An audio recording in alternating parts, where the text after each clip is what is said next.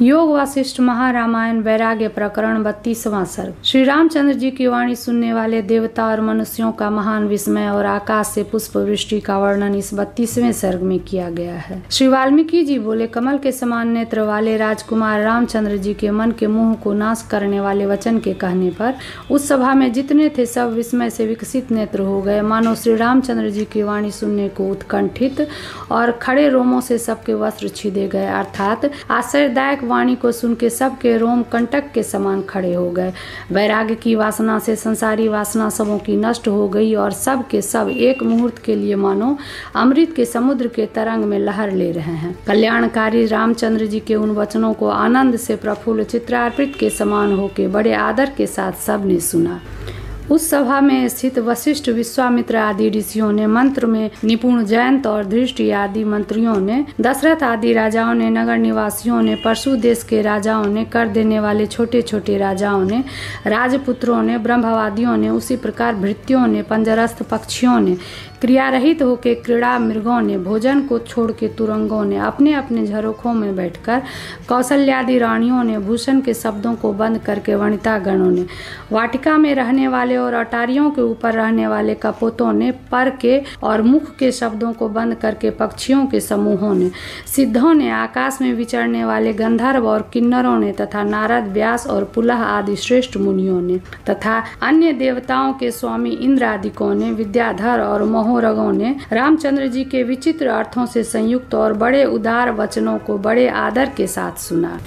इसके अनंतर रघुकुल रूपी आकाश के पूर्ण चंद्रमा के समान सुंदर कमल के सदृश नेत्र वाले श्री रामचंद्र जी के मौन होने पर सिद्ध गंधर्व आदि मुमुक्षु देवताओं ने साधुवाद धन्यवाद के साथ आकाश से पुष्प वृष्टि करी और वह वृष्टि मंदार पुष्पों के कोशों में विश्राम करने वाले भ्रमरों के जोड़ों से शब्दायमान उत्तम सुगंध से मनुष्यों को संतुष्ट और विवश करने वाली थी। आकाश के वायु से गिराई हुई तारागणों की पंक्ति के समान पृथ्वी पर गिरी हुई स्वर्ग की स्त्रियों के हास्य की शोभा के सदृश थी। विद्युत से शोभायमान आकाश से गिरे हुए मेघों के खंडों के समूह के सदृश और फेंके हुए नवनीत के पिंडों के समान थी। बड़ी भारी हिमवृष्टि के तुल्य मोतियों के हारों के समूह के समान, चंद्रमा की किरणों की माला के सदृश, क्षीर समुद्र की तरंगों की श्रेणी के तुल्य थी। केसर सहित कमलों से शोभित गूंजने वाले भ्रमर समूह सहित शीतकार शब्दों से मधुर गाने वाले वायु से किंचित कंपित हो रही थी। भ्रमणशील केतकी के समूह सहित और विकसित कुमुदिनी के समूह तथा गिरते हुए कंदों के समूह सहित और चंचल कमलों से पूर्ण थी। अंगन, गृह और अटारियों को आच्छादन करने वाली उस वृष्टि को पूर्ववासी नर नारियां कंठ उठा उठा के देख रही थीं। खिले हुए कमल केतु और निर्मल आकाश से गिरी हुई उस वृष्टि को किसी ने अब तक नहीं देखा था, इसलिए सब प्राणियों को विस्मयजनक हुई। वह वृष्टि आकाश में अदृश्य सिद्धों के समूहों से प्रेरित आधी घड़ी तक होती रही। भरी हुई सभा तथा पुष्प वृष्टि के शांत होने पर सभासदों ने सिद्ध गणों का यह वचन सुना। कल्प पर्यंत सिद्धों की सेनाओं में संपूर्ण लोक में हम लोग भ्रमण करते हैं, परंतु वेदों का सार और कर्णों को अमृत के समान मधुर यह अपूर्व वचन आज ही सुना है। रवि कुल के चंद्र और श्री रामचंद्र जी ने वीतराग होकर जो वचन कहा वह बृहस्पति को भी दुर्लभ है। अहो, श्री रामचंद्र जी के मुखार बिंद से निश्रित बुद्धि को आनंददायक यह महापवित्र वचन हम लोगों ने आज ही श्रवण किया है। जिन्होंने ऐसे वचन नहीं श्रवण किए उनका जन्म व्यर्थ है। शांतिदायक अमृत के सदृश अति रमणीय ज्ञाति कुल चरित्र और धर्मादि ज्ञान से प्राप्त उत्तमता को सफल कारक और अनेक क्लेशों से रक्षा करने वाला यह श्री रामचंद्र जी का उचित कथन है। उसको श्रवण करके हमको शीघ्र ही ज्ञान हो गया, अर्थात इसके सुनने से स्वर्गादि सुख भी हमको तुच्छ दिखने लगे। इत्याकर्षे वासिष्ठ महारामायणे वाल्मीकिये देवदूतोक्ते मोक्षोपाय भाषानुवादे वैराग्य प्रकरणे नवस्सर साधुवादो नाम 32 सर्गः।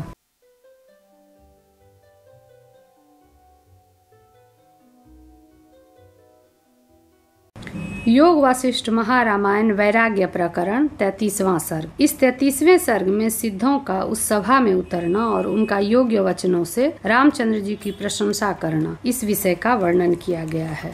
सिद्ध बोले, रघुकुल केतु श्री रामचंद्र जी के इस परम पवित्र वचन का निर्णय जो महर्षि भला कहेंगे उसको श्रवण करना सबको उचित है। हे नारद, व्यास और पुलह आदि श्रेष्ठ मुनिगण तथा अन्य महर्षि निर्विघ्नता पूर्वक शीघ्र इस वचन को सुनने के लिए पधारो। संपत्ति से पूर्ण सुवर्ण के समान प्रकाशमान चारों ओर से पवित्र इस दशरथ की सभा में हम लोगों को चलना चाहिए जैसे कमलिनी भ्रमर पर जाती है। श्री वाल्मीकि जी बोले, सिद्धों के ऐसा कहने पर आकाश निवासिनी दिव्य मुनियों की माला उस विशाल सभा में जहाँ रामचंद्र आदि थे शीघ्र ही आके उतरी। बीणा बजाते हुए मुनीश्वर नारद जी उसके अग्रभाग में थे। जल से पूर्ण कमंडलू धारण किए हुए श्याम वर्ण श्री व्यास भगवान मध्य में थे और भृगु, अंगिरा और पुलत्स्य आदि मुनि नायकों से शोभित च्वयन, उद्दालक, कुशीर और शरलोमा आदि ऋषियों से भूषित वह मुनियों की माला थी। उस मुनि मंडली में आपस में एक दूसरे की रगड़ से मृग छालाओं के रोम ऊंचे नीचे हो गए थे।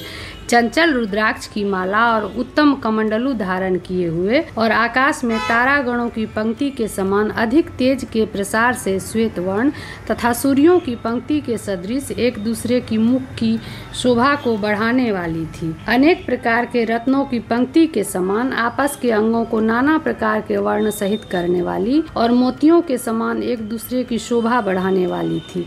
चंद्रिका की वृष्टि के सदृश विलक्षण सूर्य मंडली के तुल्य अधिक काल से एकत्र की हुई पूर्ण चंद्रमाओं की पंक्ति के समान मुनियों की मंडली आके प्राप्त हुई। उसमें एक और ताराओं के समूह में मेघ के समान श्याम वर्ण व्यास भगवान शोभित हो रहे हैं और अन्य स्थान में ताराओं के समूह में चंद्रमा के समान श्री नारद जी विराजमान हैं। देवताओं के मध्य में इंद्र के समान इस सेना में श्री पुलत्स्य ऋषि जी विराजमान हैं। देवताओं में सूर्य के समान अंगिराम महर्षि वहाँ पर शोभित हैं। इसके अनंतर जब सिद्धों की सेना पृथ्वी पर चलने लगी तब दशरथ जी की संपूर्ण सभा उठ के खड़ी हो गई।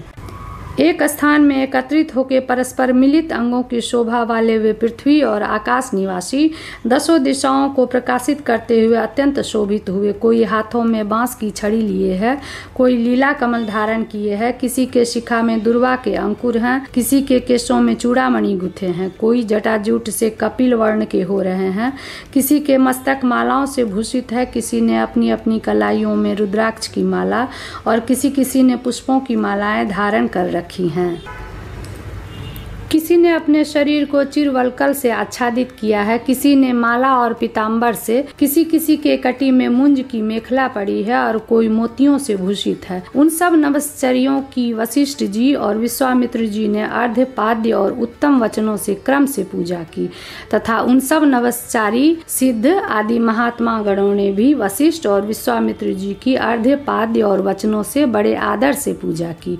उस संपूर्ण सिद्धादि के समूह की राजा ने बड़े आदर से पूजा की और सिद्ध समूह ने कुशल प्रश्न की वार्ता से राजा की पूजा की। इस प्रकार के प्रीति और दान मान आदि सामग्रियों से आपस में एक दूसरे से सत्कृत वे आकाश और पृथ्वी के विहारी महात्मा अपने अपने योग्य आसनों पर बैठ गए। योग्य वार्तालाप से, पुष्प वृष्टि से और प्रशंसा से चारों ओर से उन सभी ने नम्रता से सम्मुख स्थित श्री रामचंद्र जी की पूजा की। उनके मध्य में राज्य लक्ष्मी से शोभित श्री रामचंद्र जी विराजे तथा विश्वामित्र जी, वशिष्ठ जी, वामदेव जी और सब मंत्रीगण, देवपुत्र नारद जी, मुनिश्रेष्ठ व्यास जी, मरीचि, दुर्वासा तथा अंगिरा जी, ऋतु, पुलत्स्य, पुलह और मुनीश्वर शरलोमा जी, वात्स्यायन, भरद्वाज और मुनिश्रेष्ठ वाल्मीकि जी, उद्दालक, ऋचिक, सरियाती और च्यवन जी, ये तथा और भी वेद वेदांग पारंगत ब्रह्मज्ञानी मुख्य महात्मागण वहाँ पर विराजे। आचार्य से विधि पूर्वक अंग सहित चारों वेदों के पढ़ने वाले वशिष्ठ और विश्वामित्र सहित नारद आदि महर्षियों ने श्री रामचंद्र जी के विषय में जो नम्रता से मस्तक झुकाए हुए थे यह वचन कहा। बड़े आश्चर्य की बात है कि अनेक गुणों से शोभित और वैराग्य रस सहित परम उदार वाणी कुमार श्री रामचंद्र जी ने कही। ऐसा वचन जिसके वक्तव्य अर्थ सिद्धांत रूप हैं, जो पदार्थ तत्व बोध सहित है, अर्थात जो केवल कल्पना मात्र ही नहीं है और पंडितों की सभा के योग्य है, जिसके अक्षर स्वच्छ हैं, उत्तम और आशय से पूर्ण, हृदय को आनंददायक, पूज्य, श्रेष्ठ पुरुषों के उचित चित्त की चंचलता दोषों से शून्य, स्वच्छ युक्त अर्थ है, जिसके पर पद व्याकरण की रीति से शुद्ध हैं, जिसका अर्थ बाधित नहीं है, हितकारक ग्रस्त, कुछ अक्षर बोलने में छोड़ और विलंबतादि दोषों से वर्जित और संतोषदायक, ऐसा श्री रामचंद्र जी का वचन किसको विस्मयकारक नहीं है। सर्व अंशों में हृदय को आनंददायक, चमत्कार में निमग्न करने वाली, इष्ट अर्थों के देने में सर्वदा शीघ्र स्मरण कराने वाली सरस्वती सैकड़ों वक्ताओं में से किसी एक की ही होती है। हे कुमार, विवेक रूपी फल से शोभायमान यह बुद्धि रूप शर की लता आपको छोड़ के और किसी पुरुष की विचार और वैराग्य रूपी पुष्प और पल्लव से वृद्धि को प्राप्त नहीं हो सकती है। श्री रामचंद्र जी के समान असाधारण प्रकाश करने वाली बुद्धि रूप दीपक की शिखा जिसके हृदय में है, वही पुरुष है। रक्त मांस और हड्डी रूप शरीर में ही आत्म बुद्धि वाले जो शब्द स्पर्श रूप आदि पदार्थों के भोगने में जीवन को बिताते हैं और आत्मज्ञानार्थ कुछ भी पुरुषार्थ नहीं करते, वे जड़ के ही समान हैं। जो इस संसार में मनुष्य जन्म पाके आत्म तत्व का विचार नहीं करते, वे अज्ञान में मोहित केवल पशु हैं और वे बार बार जन्म और मृत्यु के दुख में फंसते हैं। जैसे कामादि शत्रुओं को मर्दन करने वाले श्री रामचंद्र जी हैं, ऐसा पूर्वापर विचार के योग्य निर्मल अभिप्राय का मनुष्य बड़ी कठिनता से कहीं एक दिख पड़ता है। सबसे उत्तम आत्म साक्षात्कार रूप फल युक्त सुभग मूर्ति आम्र के वृक्षों के समान कल्याणकारी विरले ही कोई कोई इस संसार में होते हैं। उत्तम रीति से जगत की दशा को दिखाने वाला आत्म तत्व दर्शन पर्यंत का चमत्कार इस असामान्य बुद्धि वाले रामचंद्र जी के ही अंतःकरण में इस अवस्था में देखा गया है। सुंदर और चढ़ने में सुलभ, फलदायक और पत्रों से शोभित सामान्य वृक्ष सब देशों में होते हैं, न कि चंदन वृक्ष। फल और पत्रों सहित वृक्ष सदा सब वन में होते हैं, परंतु अपूर्व चमत्कार कारक लवंग का वृक्ष सर्वत्र सुलभ नहीं है। चंद्रमा की चंद्रिका के समान शीतल उत्तम वृक्ष की कली के सदृश रमणीय और पुष्पों से सुगंधता की पंक्ति के समान श्री रामचंद्र जी में ही चमत्कृति देखी गई है। हे द्विजेंद्र गण, उदंड तथा दुष्टता सहित और दैव से रचित इस नष्ट संसार में सार अति दुर्लभ है। जो सदा ध्यान में निमग्न कीर्ति के निधि सार वस्तु की प्राप्ति के लिए सदा उद्योग किया करते हैं, वे ही धन्य सज्जनों में अग्रणी और पुरुषोत्तम हैं।